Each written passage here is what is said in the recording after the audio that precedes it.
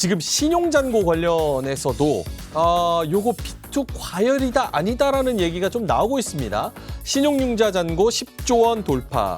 지금 보니까 지난 7일 기준입니다. 엊그제 기준으로 이제 유가증권 시장까지 합쳐서 증시 전체의 신용융자 잔고가 19조 8천억, 거의 20조 가까이 됩니다.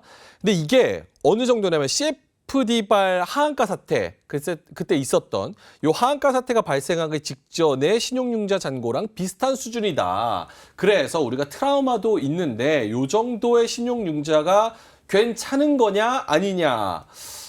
여러 가지 의견들이 좀 나오고 있는 상황입니다. 아무래도 뭐 미국도 그렇고 신용등급 또 내리는 것도 그렇고 전반적인 분위기가 안 좋은데 만약에 신용융자 잔고가 좀 높다라고 하면 또 한 번의 무언가 이제 기폭제가 될 수 있어서 하락하는 기폭제가 될 수 있어서 걱정해야 되는 부분인가에 대해서 OX 일단 들어보도록 하겠습니다. 자, 신용잔고 우려해야 될 수준이다 O, 아니다 부담 없을 거다라는 부분에서는 X. 하나, 둘, 셋 들어주시죠. 두 분의 의견이 좀 갈립니다. 자, 일단은 이주연 대표님부터. 사실은 근데 뭐 시가총액 대비해서 요거를 비율 따져보자면 절대 금액으로 20조면은 많은 것 같으면서도 시총이 그만큼 올라와 줬기 때문에 그렇게 우려할 수준은 아니다라는 의견도 있어요. 근데 왜 O를 들어주셨는지. 저도 거기에 이제 동의를 하고요. 예. 강세장이기 때문에 신용이 자연스럽게 늘어나는 구간이다라고 생각을 하고 있고 예.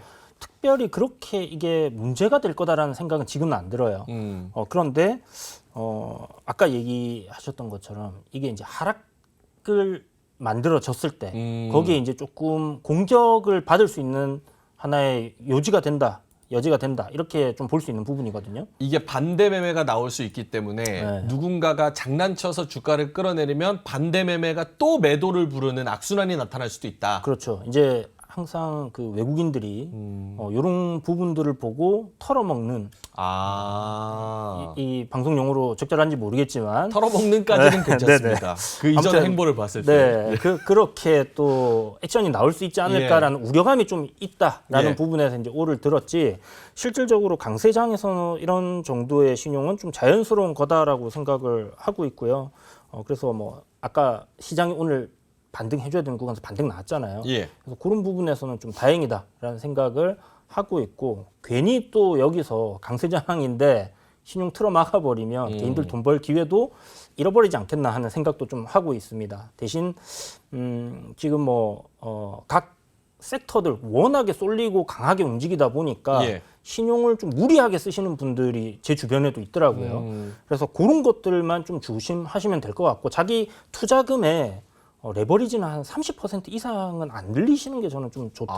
그래서 약간 그런 거 우려하는 차원에서 걱정되는 차원에서 O를 들었다 이렇게 생각하시면 될 것 같습니다. 레버리지는 30% 정도 수준에서 이 지금 신용잔고 는 거 대부분은 2차 전지 쪽 아닙니까?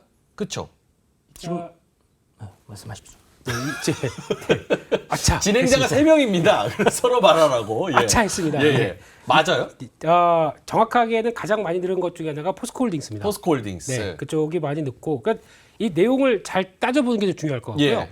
일단 첫 번째로 지금 신용융자가 부담이 된다라고 하는 거는 아까 뭐 시가총액 대비 비율도 얘기를 하셨는데 실무에서는 그거보다는 고객 예탁금 대비. 예탁금 대비. 예, 왜냐면 지금 당장 돈 살 준비가 돼 있다 보니까 그거 대비 신용융자 비율을 많이 봅니다. 그게 보통 개인적으로는 한 40%대. 예. 그래서 예탁금이 최근에 좀 늘었습니다. 한 58조까지 가다가 한 55조, 54조 이 정도 왔다 갔다 하는데 40%라고 하게 되면 5420, 5420, 22조, 예. 23조 이 정도쯤 넘어가게 되면 부담이 될 것이다라고 생각하는데 지금 양 시장 합쳐서 보게 되면 약 한 20.3조 여기서 왔다 갔다 할 겁니다. 그러니까 20조대에서 초반대에서 움직인다는 얘기는 경계감도 아직 있다고 볼 수 있는데 또 하나 두 번째로 체크해야 될 게 코스피 신용잔고입니다.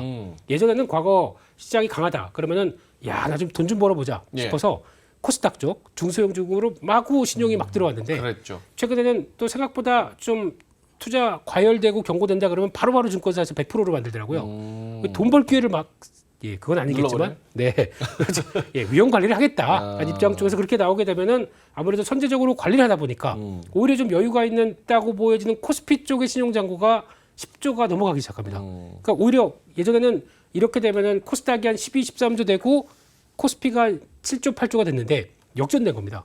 그런 쪽에서 만약에 이런 현상 때문에 가장 많이 들어간 포스코홀딩스에 대한 부담이 된다. 예. 그럴 수는 있습니다.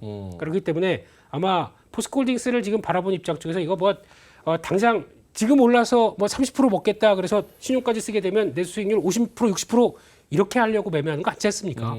장기적으로 봐야 될 거 아닙니까? 재평가가 되고 또 리튬 가격과 QE 확대가 같이 나오면서 보는 것까지 생각한다라고 하면 길게 봐야죠.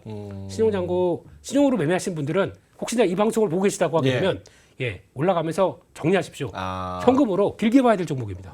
알겠습니다. 신용잔고가 늘어난 종목들, 그걸 길게 가져가야 되는 그런 종목들이다. 아까 이주연 대표님이 말씀하신 부분에 있어서, 그러니까 신용잔고가 어느 정도 금액이 지금 놓여있는 상황에서 외국인들이 최근에 며칠 동안에 선물도 팔고 현물도 팔고 이런 움직임, 요게 만약에 증시를 좀 더 끌어내린다, 그리고 특정 종목에 그게 쏠린다고 하면 반대매매 나와서 증시가 전반적으로 분위기가 안 좋아질 가능성도 생각을 좀 해야 됩니까?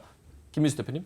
네, 그럴 수가 있는 게 만약에 그러면 내가 포스코홀딩스만 갖고 있으면 모르겠는데 포스코홀딩스 외에 나머지 종목들이 있다. 예. 그럼 반대매매가 나갈 때 보면은 나머지 종목들도 영향을 받게 되겠죠. 근데 이게 반대매매가 날 정도면은 나머지 종목들 팔아야 되다 예. 보니까 수급에 또 변화가 나올 수도 있겠죠. 아. 그것 때문에 우려감이 큰데 근데 그렇게 무리하게 매매하시는 분들은 없지 않으신가요? 주변에 좀 있어서. 주변에 있으세요?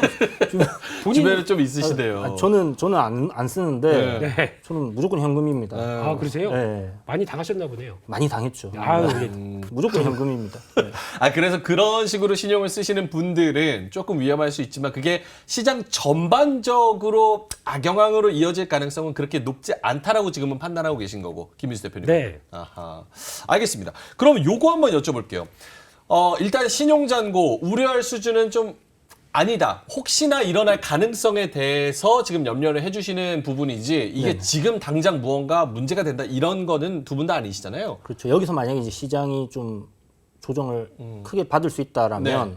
문제가 될 소지가 있다라는 차원이지 지금 현재 상황에서는 크게 뭐 걱정할 필요 전혀 없을 것 같아요. 그래도 신경을 어느 정도는 쓰고 알고는 있자 정도. 네, 너무 무리하지 말자. 아, 약간 여유는 있습니다. 예. 여유는 있는데 예. 이게 거기를 치고 또 빠르게 올라간다. 예. 그때부터는 뉘앙스가 바뀌어져야 되겠죠.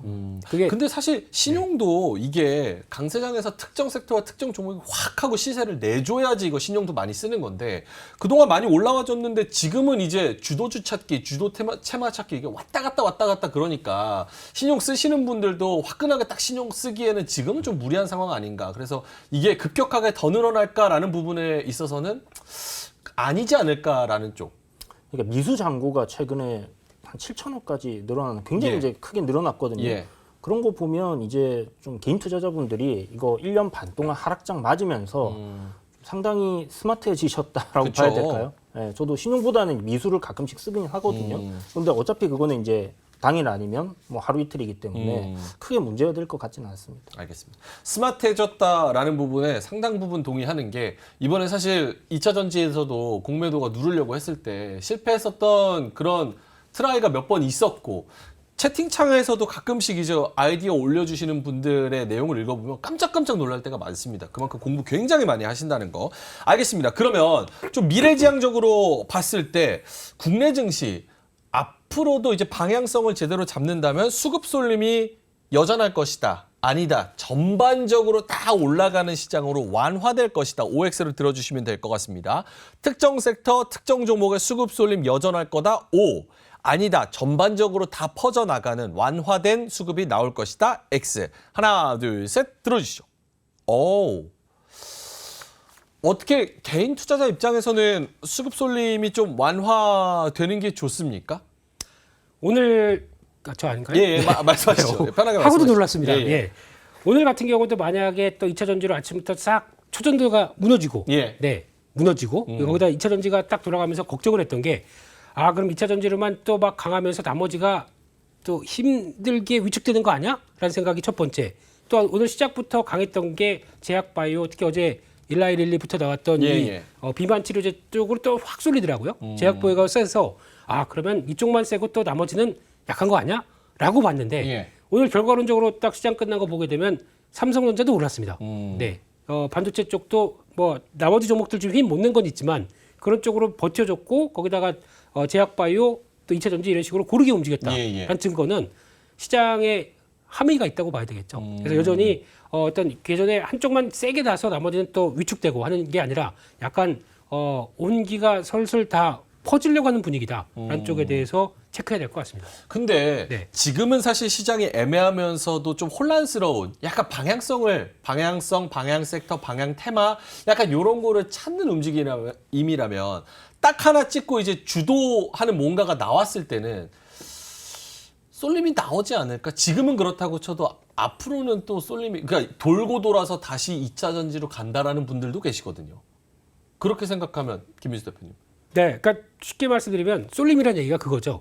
나머지 마이너스면 5%씩 다 빼놓고 하나만 플러스 10%, 그렇죠. 20% 이렇게 가는 거. 예. 이거는 지난번의 흐름이 가장 쏠림이 심했고 예. 그런 쪽은 나오죠. 힘들 거다라고 보는 상황들이죠. 이전 같은 네. 그런 2차 전지만 독식하는 그런 시장은 지금 앞으로는 좀 나오기 힘들 것이다. 네, 네. 이주연 대표님은요? 저도 마찬가지로 똑같이 그렇게 생각하고 있습니다. 수급이 이제 퍼지고 있는 부분이다, 분산되고 있다라고 예. 봐야 되는 부분이지 않나 생각이 들고요. 2차 전지가 단기간에 많이 올랐거든요. 그러니까 여기에서 이제 뭐 밸류적인 부분 이런 거를 떠나서 사람들이 생각할 때 저거 말고도 지금 어떤 이슈적인 부분 그리고 투자할 만한 대안처들이 분명히 있다라고 생각을 하는 것 같고 단일 섹터의 수급 쏠림 현상은 어떻게 보면 이제 하나의 시장의 참여자들이 만들어내는 그런 트렌드라고 봐야 되는데 그게 한번 깨졌기 때문에 다시 그렇게 재집결하기 그거는 좀 어렵다라고 생각을 해요. 알겠습니다. 그럼 수급이 분산된다고 하면 8월을 넘어서 9월까지 봤을 때 그 수급 분산의 수혜를 받는 섹터나 테마들 후보군으로 여러 가지가 거론이 되는데 바이오, AI, 로봇 뭐 해서 거론이 되는데 분산된다면은 약간 후보군, 유력한 후보군이 어디 정도로 생각하세요? 이주연 대표님. 일단 바이오 섹터 같은 경우는 이제 바닥권에서 막 치고 올라오잖아요. 2023년도 들어서면서 이제 증권가의 전망치가 반도체 쪽, 그다음에 헬스케어 쪽이 외국계 증권가에서 굉장히 좀 많이 얘기를 했었거든요. 예.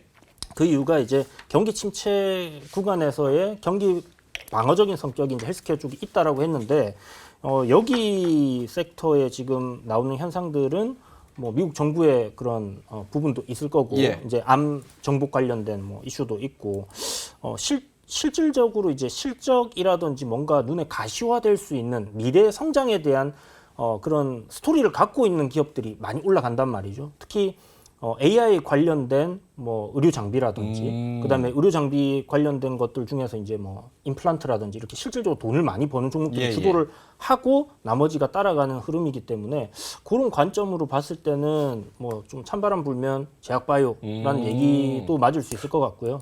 그다음에 또 항상 이게 뭐 정확하게 맞다 제 느낌적인 부분일 수도 있겠지만 이렇게 상승장에서 섹터별로 순환이 한 번씩 돌 때 마지막에 꼭 제약바이오들이 크게 움직이는 경우도 있더라고요. 그래서 이게 뭐 마지막이다라는 건 아니지만 큰일 날 얘기를 하시네요. 살려주세요 좀. 아니 감적인 부분이니까. 예. 제약바이오의 순서가 왔다. 약간 이렇게 생각해 볼 수 있을 것 같고요. 그렇다고 해서 뭐 구조적으로 지금 어떻게 저출산의 고령화인 상황에서 로봇 섹터들이 이제 이거 굉장히 오래된 테마거든요. 그렇죠. 20년 돼서 이제 돈을 만들어내기 시작하는 그런 섹터로서의 이제 변화가 되는 그런 구간이 이대로 무너질 거다? 그런 생각은 또 안 들어요. 그래서 신고가 우상향 하는 종목들은 추세가 꺾일 때까지는 그냥 고를 외쳐야 되지 않겠나 하는 생각을 갖고 있습니다. 알겠습니다. 로봇하고 제약바이오 쪽, 거기 쪽으로 수급이 좀 분산될 거라고 생각을 하시는 거고. 김민수 대표님은요?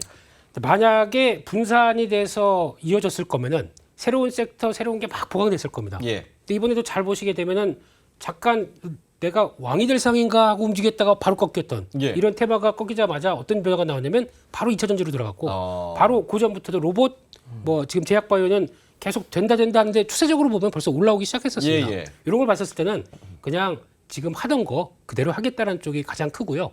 하던 거 그대로 하겠다? 예를 들면요? 지금 보여줬던 뭐 AI, 반도체, 로봇, 뭐 바이오, 2차 전지 이런 식으로 요 안에서 움직이겠다는 성향들이 큰데 만일의 경우에 조금 아까 들어오다 보니까 뉴스가 하나 난 게 있습니다.